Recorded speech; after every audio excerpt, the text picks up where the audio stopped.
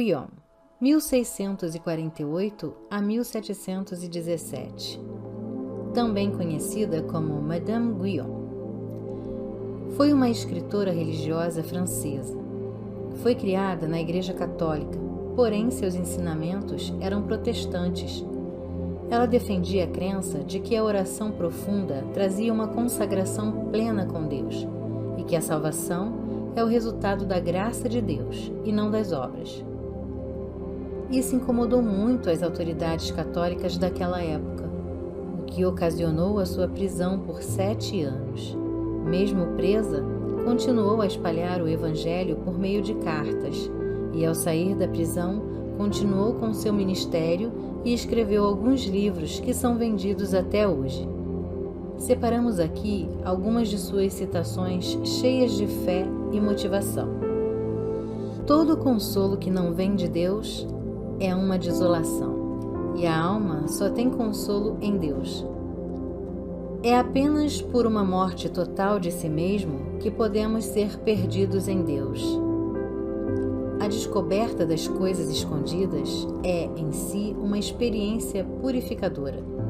A alma precisa descobrir o seu interior. A autonatureza precisa ver o que é realmente profundo dentro de si. A oração é a chave da perfeição e da felicidade soberana. É o meio eficaz de se livrar de todos os vícios e de adquirir todas as virtudes.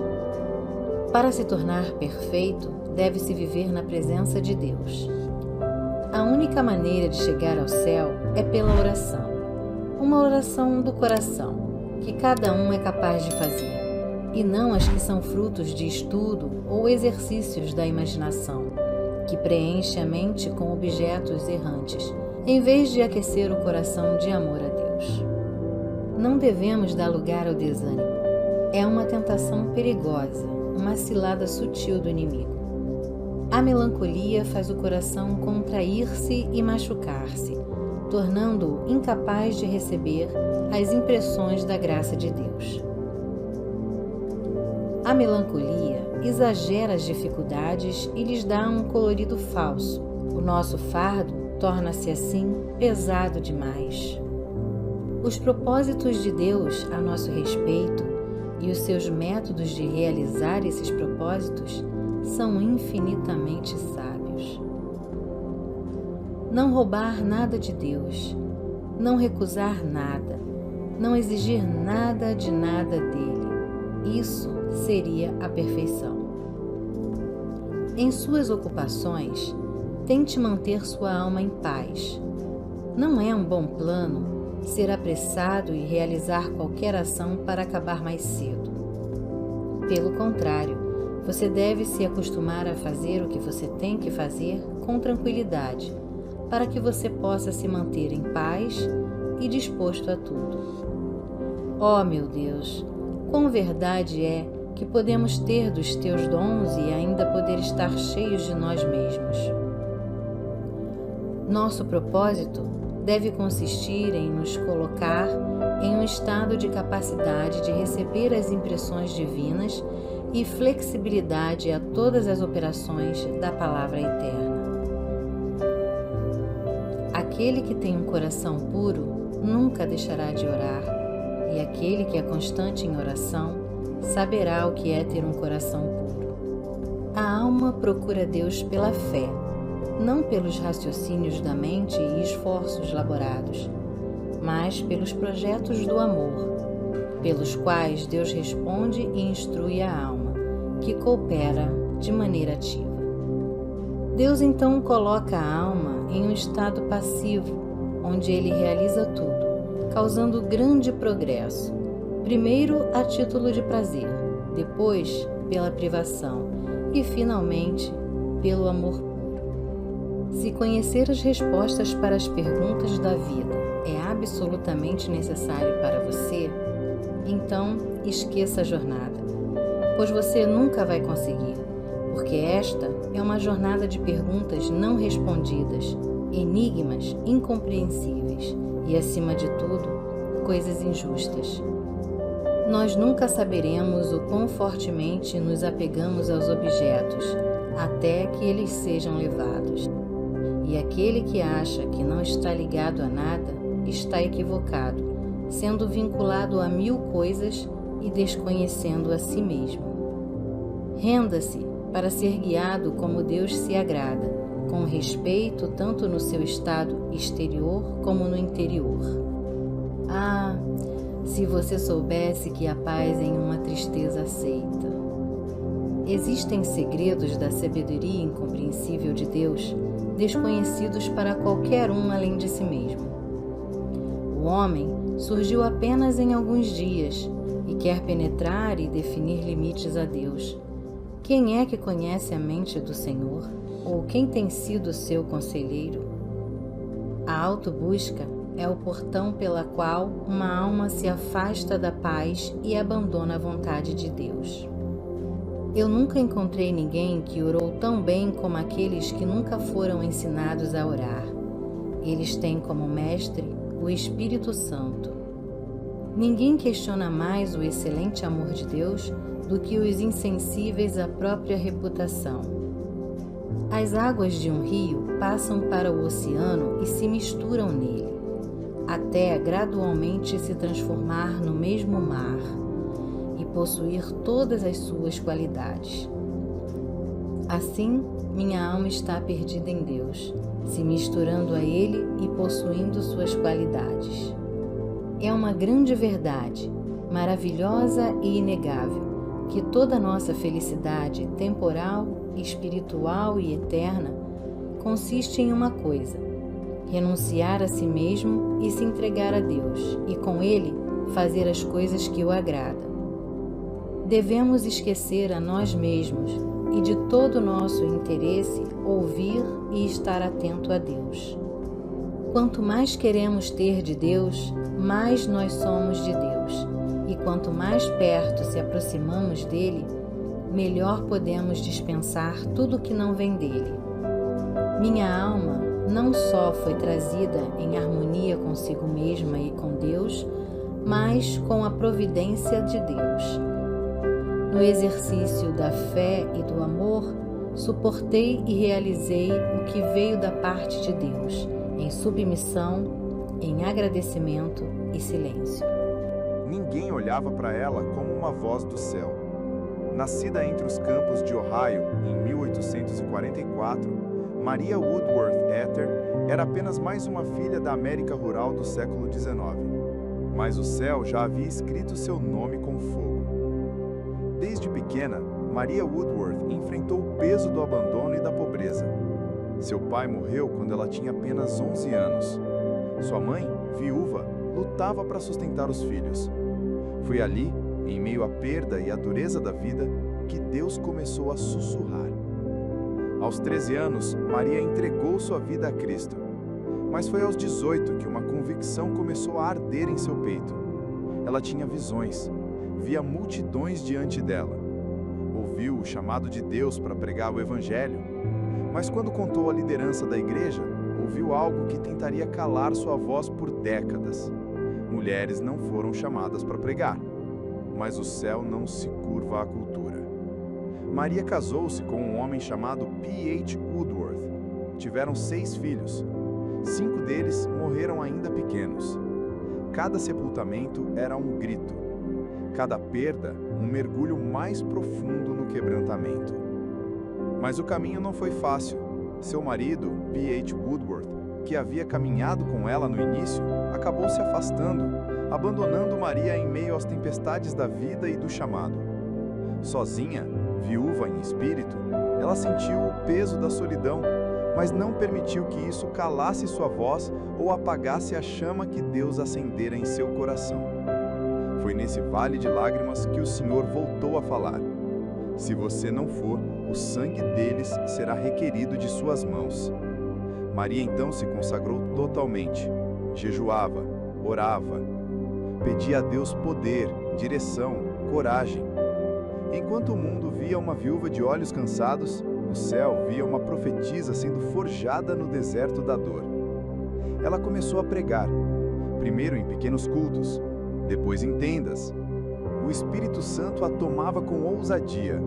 Pessoas choravam, se rendiam, e um novo mover começava a surgir, sem ainda ser reconhecido.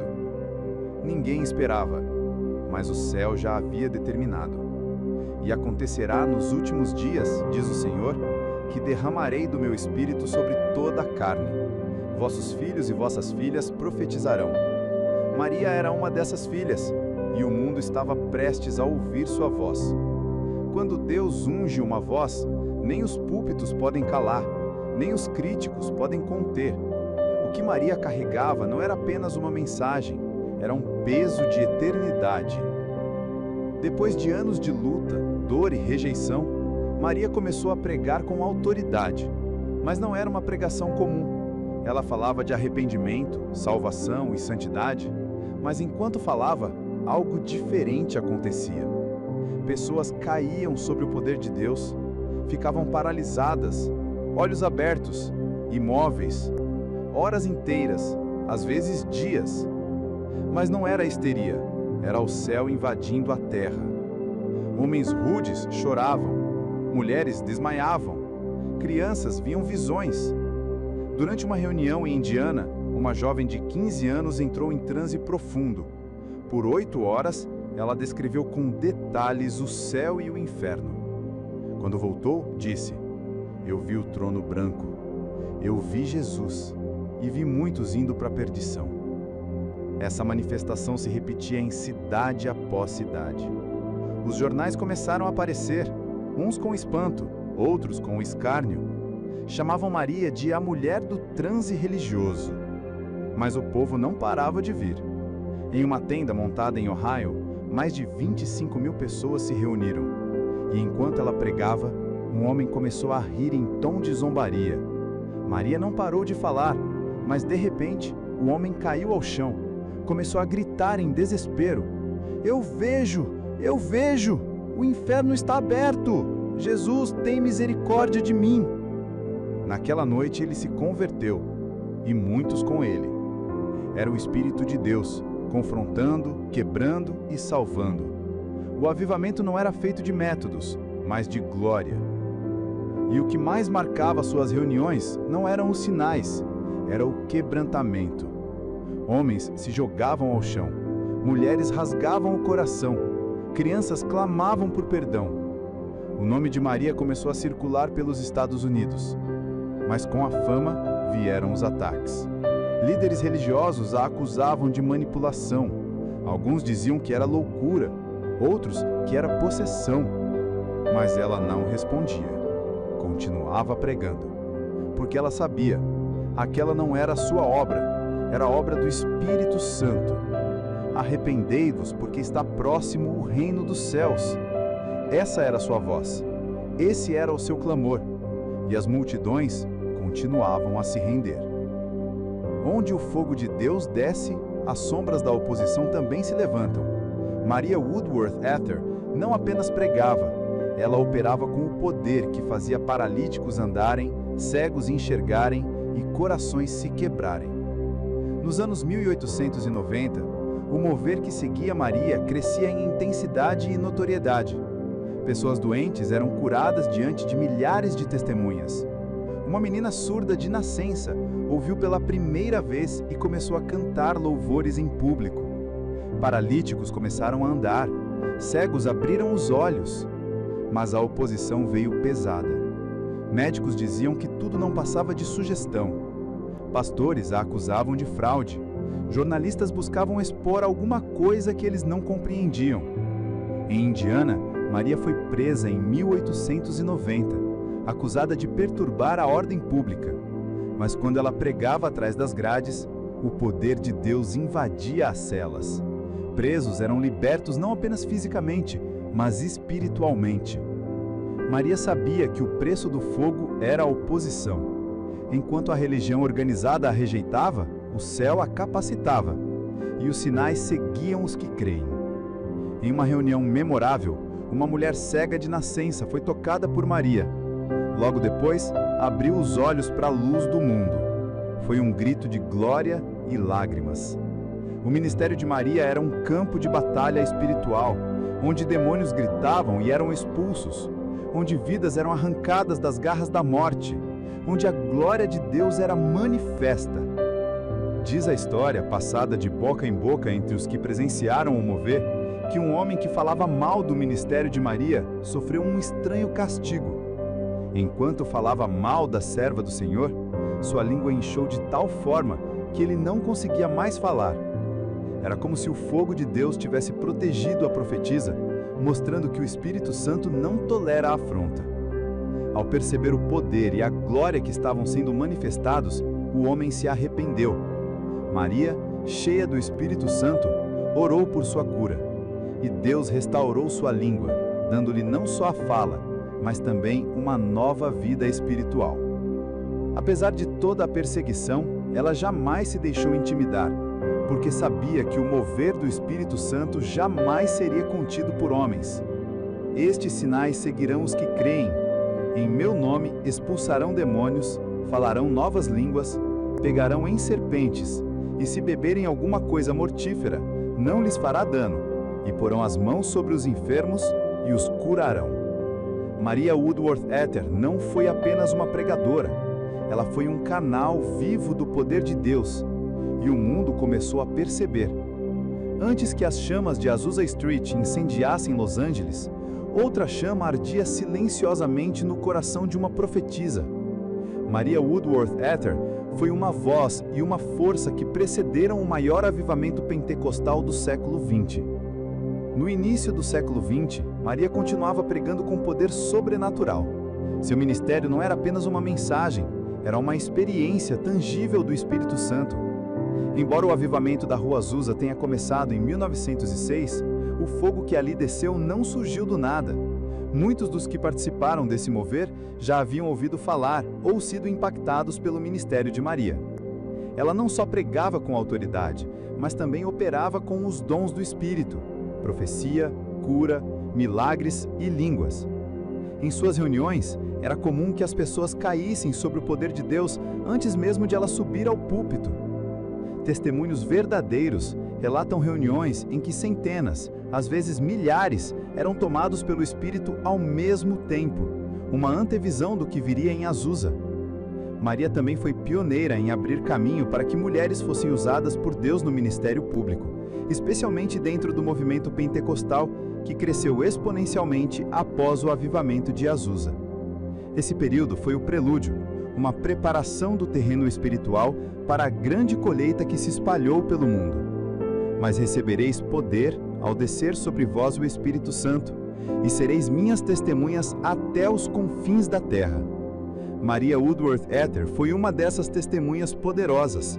Seu legado ecoa até hoje em cada chama que arde no coração dos avivalistas. Maria Woodworth Etter não viveu para ver o mundo inteiro tomado pelo fogo que ela ajudou a acender, mas seu legado nunca morreu. Ele vive em cada mulher e homem que ousa pregar, profetizar e orar com poder.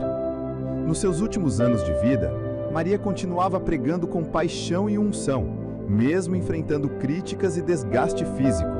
Ela escrevia incansavelmente, deixando registros preciosos de seus encontros com Deus, relatos de milagres e conselhos para os que desejavam buscar o Espírito Santo. Seu livro mais famoso, Signs and Wonders, Sinais e Maravilhas, se tornou um manual para muitos ministros e intercessores. Lá, Maria detalhou experiências sobrenaturais que validavam a ação do Espírito Santo em seus cultos.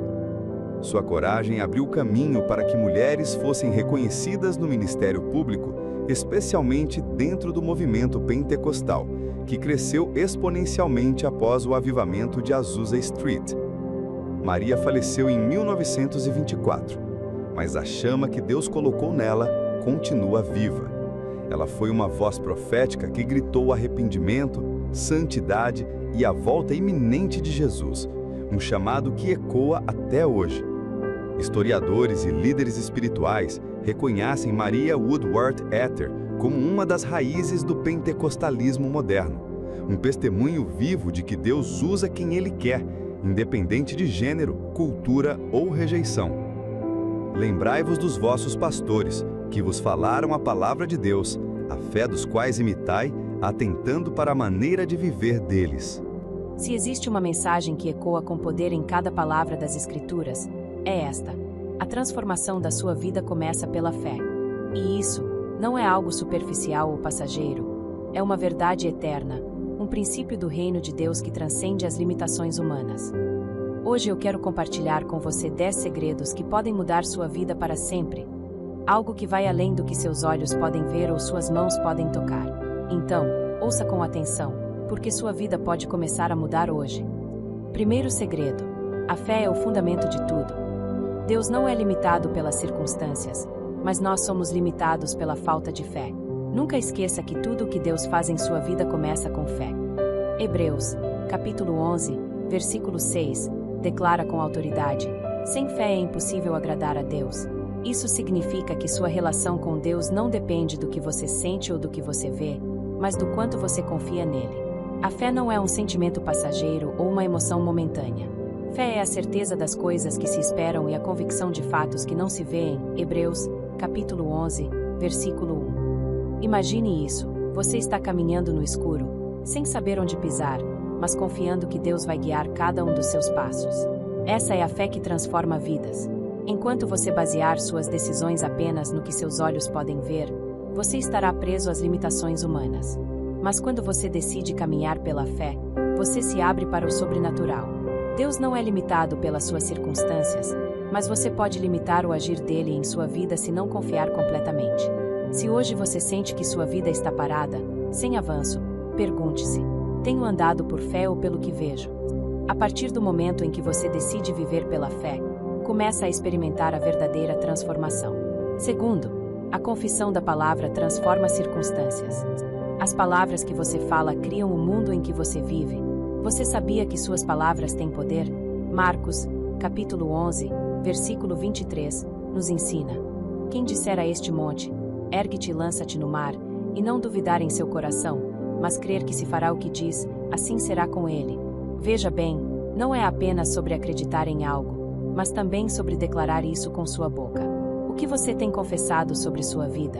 Suas palavras refletem fé ou dúvida? Eu quero que você entenda algo profundamente. A palavra de Deus tem o poder de mudar qualquer realidade. Quando você começa a confessar o que Deus diz sobre você, sua vida começa a alinhar-se com o céu. Pare de dizer: eu nunca vou conseguir, ou minha vida é um fracasso. Comece a declarar: eu sou mais que vencedor em Cristo Jesus. Romanos, capítulo 8, versículo 37, e veja como sua realidade muda. Talvez hoje você esteja enfrentando um monte de problemas, sejam eles financeiros, familiares ou emocionais. Mas eu quero desafiar você a falar com esse monte. Diga: problema, saia da minha frente, em nome de Jesus. E creia que ele será removido. Suas palavras são sementes. Plante palavras de vida, e você colherá transformação. Terceiro segredo: você é o que você crê. A maior limitação não está nas circunstâncias, mas no que você acredita sobre si mesmo. Pare para pensar em como você se enxerga.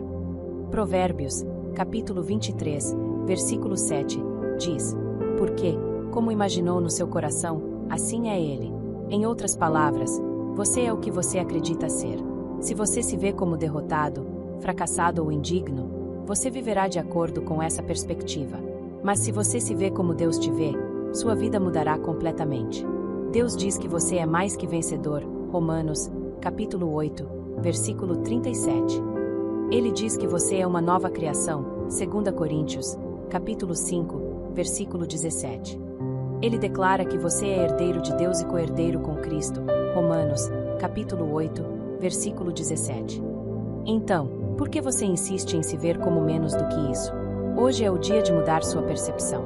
Comece a declarar: eu sou quem Deus diz que eu sou. Eu posso fazer o que Deus diz que eu posso fazer. Eu tenho o que Deus diz que eu tenho. Quando você mudar sua crença sobre si mesmo, sua vida começará a refletir a glória de Deus. Quarto, obediência à palavra libera o sobrenatural. A maior chave para o sobrenatural é a obediência. Não basta ouvir a palavra de Deus, você precisa obedecer. Tiago, capítulo 1, versículo 22, diz: sede cumpridores da palavra, e não somente ouvintes. Muitas vezes, queremos que Deus opere milagres em nossas vidas, mas nós mesmos não estamos dispostos a obedecer ao que Ele nos pede. Lembre-se de Pedro, Quando Jesus lhe disse para lançar a rede novamente, mesmo depois de uma noite inteira sem pegar nada, Pedro obedeceu, e o resultado foi uma pesca milagrosa. Lucas, capítulo 5, versículos 4 a 6. O sobrenatural foi liberado porque ele obedeceu. O mesmo pode acontecer em sua vida. Deus está esperando sua obediência para liberar as bênçãos que ele já preparou para você. Pare de questionar e comece a obedecer. Mesmo que pareça difícil ou ilógico, confie que Deus sabe o que é melhor para você. Sua obediência é a chave para o sobrenatural. Quinto segredo: revelação da palavra.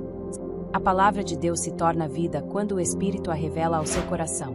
Muitas pessoas leem a Bíblia como se fosse apenas um livro. Mas eu quero que você saiba que ela é viva, poderosa e transformadora. No entanto, para que você experimente essa transformação, você precisa de revelação. Efésios, capítulo 1, versículo 17, fala sobre o espírito de sabedoria e revelação que nos ajuda a entender a profundidade do que Deus tem para nós. Sem revelação, a palavra de Deus permanece apenas palavras escritas. Mas quando o Espírito Santo abre seus olhos espirituais, essas palavras se tornam vida. Você começa a ver além das letras e entende o que Deus está falando diretamente ao seu coração. E quando isso acontece, é impossível que sua vida permaneça a mesma. Peça ao Espírito Santo que ilumine sua mente e seu coração enquanto você lê a palavra. Diga: Senhor, revela-me as verdades que transformarão minha vida. Quando a palavra deixa de ser apenas conhecimento e se torna revelação, ela tem o poder de quebrar correntes, abrir portas e mudar destinos. Sexto, resista ao diabo pela palavra. A palavra de Deus é sua arma mais poderosa contra as forças das trevas. Tiago, capítulo 4, versículo 7, nos ensina: resisti ao diabo, e ele fugirá de vós. Mas como você resiste ao diabo? Com a palavra de Deus. Quando Jesus foi tentado no deserto, ele não argumentou com o diabo, ele declarou: está escrito.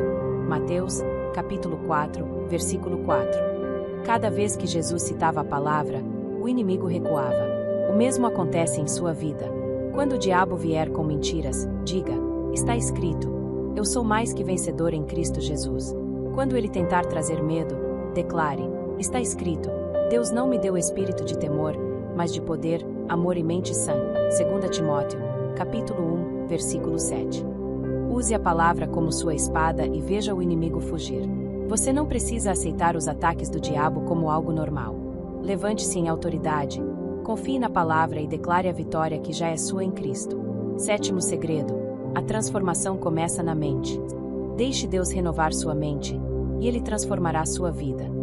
Romanos, capítulo 12, versículo 2, diz: transformai-vos pela renovação da vossa mente. A mudança em sua vida começa quando sua mente é alinhada com a palavra de Deus. Muitas vezes, estamos presos a padrões de pensamento negativos, acreditando em mentiras que o inimigo plantou. Mas hoje é o dia de renovar sua mente. Romanos, capítulo 12, versículo 2, diz: transformai-vos pela renovação da vossa mente. A transformação de sua vida começa quando sua mente está renovada pela palavra de Deus. Você precisa alinhar seus pensamentos com os pensamentos de Deus, rejeitando mentiras e aceitando a verdade do Evangelho. Pense como Deus pensa e você verá a mudança se manifestar em sua vida. A mente é o campo de batalha onde se ganha ou se perde a guerra espiritual. Quando você permite que a palavra de Deus renove sua mente, você começa a ver as coisas de uma perspectiva divina. Isso significa que você não se deixa abater pelas circunstâncias, mas confia que Deus está no controle de todas as coisas. Imagine um jardim. Se você plantar sementes de dúvida e medo, é isso que crescerá. Mas se você plantar sementes de fé e esperança, seu jardim florescerá com as bênçãos de Deus. A renovação da mente é como cuidar desse jardim, arrancando as ervas daninhas das mentiras e plantando as sementes da verdade. Oitavo, oração fervorosa. A oração não é apenas pedir coisas a Deus, mas uma ferramenta para alinhamento com sua vontade. Tiago, capítulo 5, versículo 16, nos diz que a oração do justo pode muito em seus efeitos. Uma vida de oração fervorosa abre portas e muda realidades. Kenneth Reagan ensinava que a oração em fé transforma situações, e que devemos orar com expectativa de resposta. Eu costumo dizer que a oração é a chave que abre as portas do céu. Quando você ora fervorosamente, você está se conectando diretamente com o coração de Deus. Não é apenas sobre pedir, mas sobre ouvir e ser guiado pelo Espírito Santo. Pense na oração como uma conversa íntima com um amigo querido. Você não apenas fala, mas também escuta. E nessa escuta, você encontra a direção e a paz que só Deus pode oferecer. A oração fervorosa é um diálogo contínuo que fortalece sua fé e transforma sua vida. 9. A importância do Espírito Santo. A vida cristã não pode ser vivida na força humana. O Espírito Santo é o poder por trás de toda mudança e transformação. Atos, capítulo 1, versículo 8, diz: Recebereis poder ao descer sobre vós o Espírito Santo. Sua vida só mudará quando você depender inteiramente do Espírito Santo para orientação, força e sabedoria. O Espírito Santo é meu melhor amigo. Sem o Espírito Santo, não há poder real na vida cristã. É Ele quem nos capacita a viver de acordo com a vontade de Deus e a realizar coisas que, humanamente, seriam impossíveis. Imagine tentar navegar em um barco sem vento. Você pode remar, mas seu progresso será lento e cansativo. O Espírito Santo é como o vento que enche as velas do seu barco, impulsionando-o para frente com força e direção. Depender do Espírito Santo é permitir que Ele guie cada passo seu, levando-o a viver uma vida plena e abundante. 10º segredo. A gratidão é a chave para manter a bênção. Colossenses, capítulo 3, versículo 15, nos lembra de sermos agradecidos. A gratidão prepara o coração para receber mais de Deus e mantém as portas abertas para bênçãos contínuas. Mesmo antes de ver a manifestação física, comece a agradecer pela vitória já conquistada por Cristo. A atitude de gratidão demonstra fé no Deus que já provê todas as coisas. A gratidão é a memória do coração. Quando você vive uma vida de gratidão, você está constantemente lembrando-se das bênçãos de Deus e isso fortalece sua fé. A gratidão transforma sua perspectiva, permitindo que você veja a mão de Deus em todas as coisas, grandes e pequenas. Pense na gratidão como uma chave que abre portas. Quando você agradece a Deus, você está reconhecendo sua bondade e fidelidade. Isso não apenas agrada a Deus, mas também prepara seu coração para receber ainda mais de suas bênçãos. A gratidão é uma expressão de fé que atrai a presença de Deus e mantém as bênçãos fluindo em sua vida. Nunca esqueça que a transformação começa na mente, é sustentada pela oração fervorosa, capacitada pelo Espírito Santo e mantida pela gratidão. Cada um desses elementos é crucial para viver uma vida cristã vitoriosa e abundante. A vida com Deus é uma jornada contínua de fé, dependência e gratidão. Lembre-se das palavras de Romanos, capítulo 12, versículo 2. Transformai-vos pela renovação da vossa mente. Permita que a palavra de Deus renove sua mente diariamente. Ore fervorosamente, buscando alinhar-se com a vontade de Deus. Dependa do Espírito Santo para orientação e força. E viva uma vida de gratidão, reconhecendo as bênçãos de Deus em cada momento. Que você possa experimentar a transformação poderosa que vem de uma vida entregue a Deus, guiada pelo Espírito Santo e cheia de gratidão.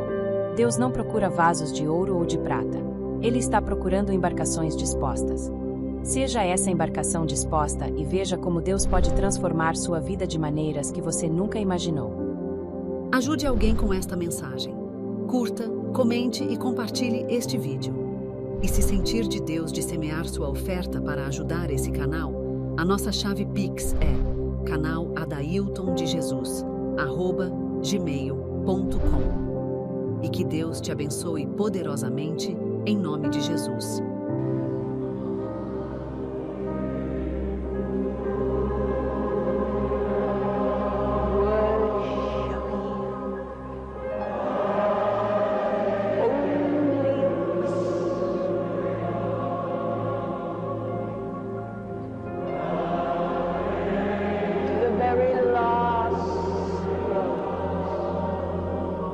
The great orator, adore him and worship him.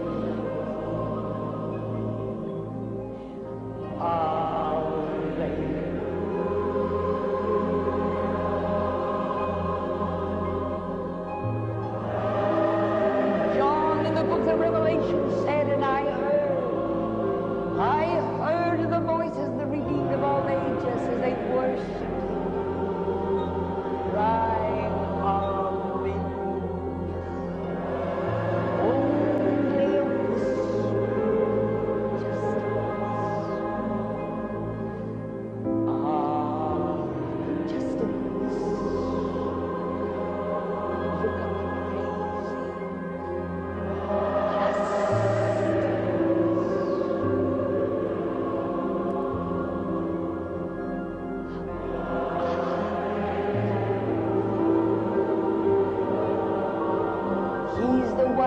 forgive sins.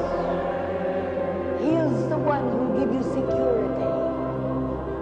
He's the only one who can give peace of mind and peace of spirit. The great high priest, the very Son of the living God.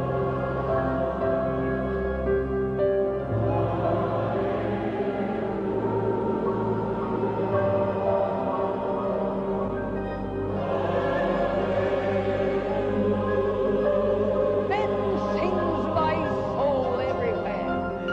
Then sings my soul. My the still God of all life.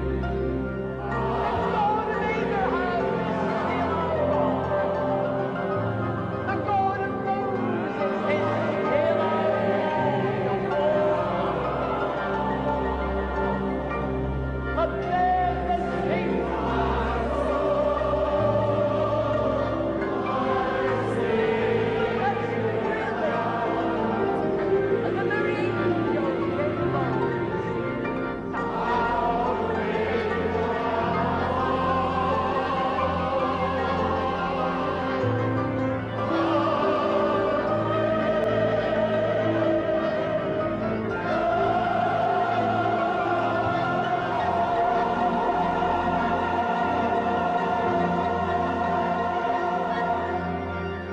She wants to be delivered from drugs and alcoholism for 21 years.